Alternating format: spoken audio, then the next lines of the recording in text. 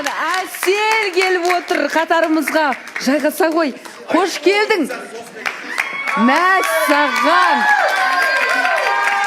Әселдің келуінің өзі шоу ғой негізі. Қалың қалай Әсел? Бәрі жақсы, рахмет. Өздеріңіз қалайсыздар? Сағыныппын студияны. Не жаңалық? Қалайша қайтып келіп отырсың? 4 айда біраз жұмыстарымды бітірдім, проекттер аштым. Біраз проблемаларымды шешіп алып, өзімнің басында түсіндім. Жеке өміріме деген уақытым жоқ екен. И сұрағым, жаңа айтып кеттіңіз ғой, 32-ден жоғары деп. И ол кісінің табыс көзіне қарайсыз ба? Әрине.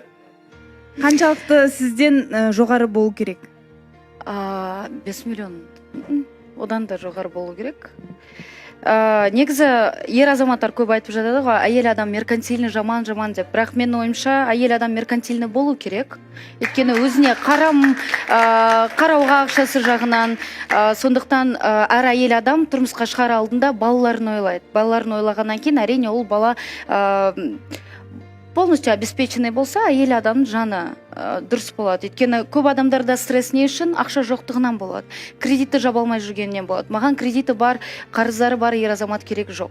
Өйткені оның энергиясы, оның өмірге деген көзқарасы басқаша болады. Ешқандай адам қарызда жүрген, кредитте жүрген адам ешқашан бақытты бола алмайды деп айтқым келеді. Өйткені не ұйықтай алмайды, не денсаулығы болмайды дегендей. Сондықтан әрине ақшаға қараймын.